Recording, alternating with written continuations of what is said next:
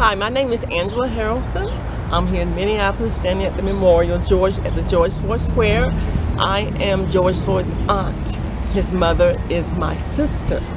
Now you guys know him as George Floyd, but the family we know him as Perry, and Perry is his middle name. And I'm here, and I just want to say that I'm so thankful for all the people that come from around the world that come here to see the memorial and pay respect. And I forgot your name again. Kevin. Kevin, he's the one that's recording this. So glad you stopped by. And I was telling him that on May 28th, we are having the second year anniversary of the celebration of George Floyd, of his life. So please come, it's Theater 28. We're gonna have food, fun, live music, just please come. And also, before you go, I do have a book that's out.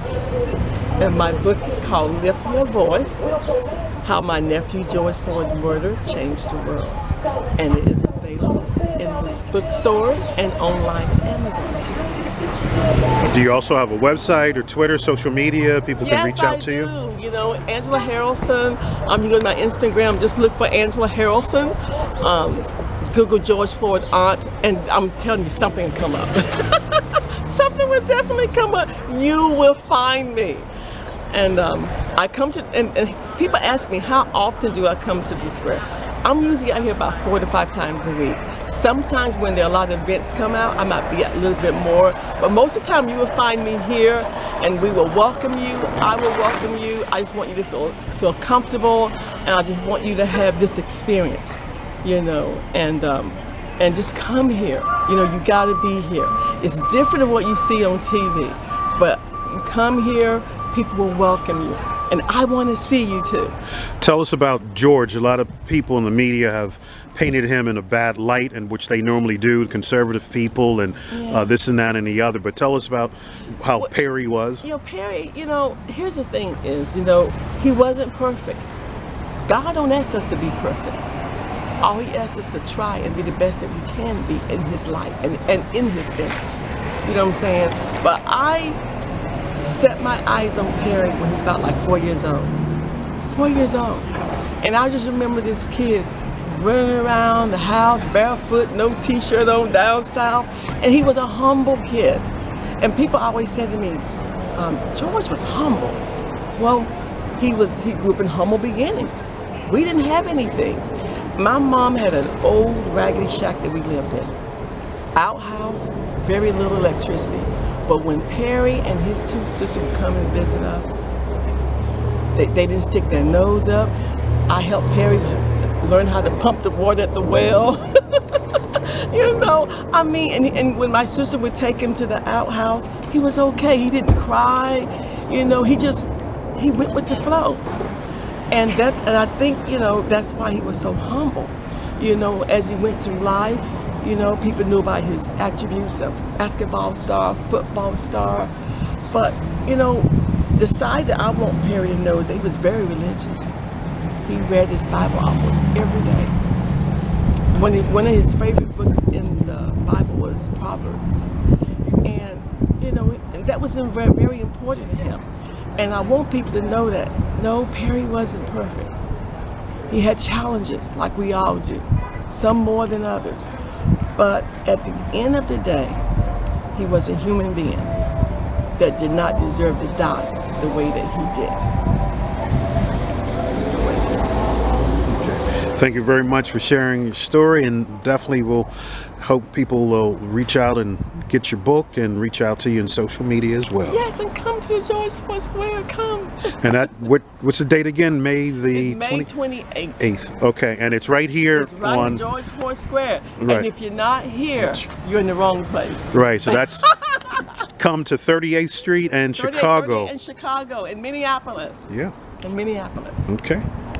Hey, anyway, I just want to add that there was the guy that worked there, and I cannot remember his name.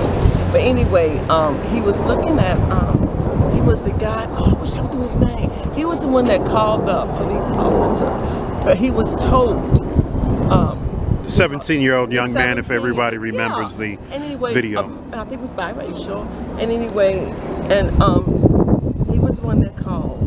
Well, I was telling him the ironic thing is that I think he was applying for the George Floyd Scholarship Program. Because they had we have colleges that have the George Floyd Scholarship Program, and I think he was one of the ones that was approved. And people were asking me, well, how do I feel about it?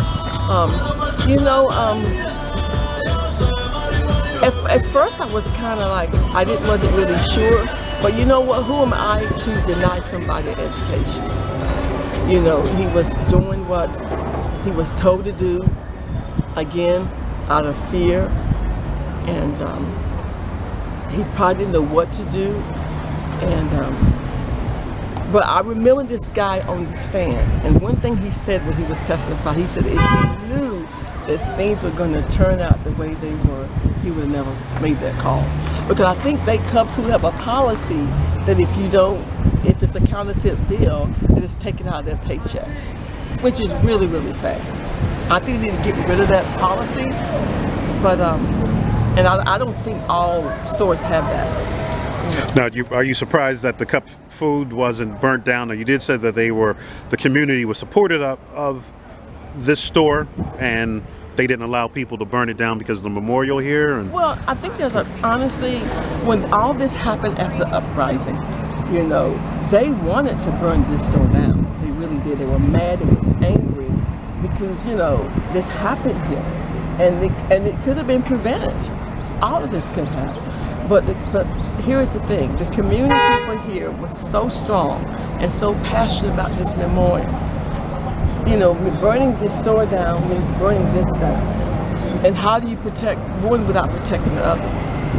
And you know, I got to give the community credit because they used their cars, they used their bodies, trash cans, whatever they could to barricade it off to save the memorial. And you know that, and I'm just so forever indebted to them for doing that. Now, you also mentioned about there's a lot of Latinos that come through that knew George at the club. Yeah, there's a lot of Latinos that come through. Beautiful people. Lord knows I wish I could speak Spanish. Probably a reason why I should learn how to speak Spanish. And Kevin, you are so eloquent with your Spanish. But they see me, they try to talk to me, and they try to greet me. Because George was, well, you guys call him George, but I call him Perry. He was good to them. He treated them well. He worked at the club. The club where he was security was a Latino club. Conga, I think is where club. And he treated them well. He treated them with respect. He treated them like human beings. What I've heard from the Latino people that knew him, they speak so highly of Perry. They speak so highly of him. There was one girl that lived near like the same apartment building I lived in, and she said that they taught Perry, they call him George, how to dance. And I'm thinking, how did you teach this 6'7" black man how to do this cha-cha, whatever dance they were doing? He said he did a good job. They said he did. So I was called have rhythm. We got rhythm and soul. Listen, Latinos we all got rhythm. We all got rhythm. You know? So they did it. I just wish I would have seen it. I wish I would have seen it. All right. Thank you for sharing that story.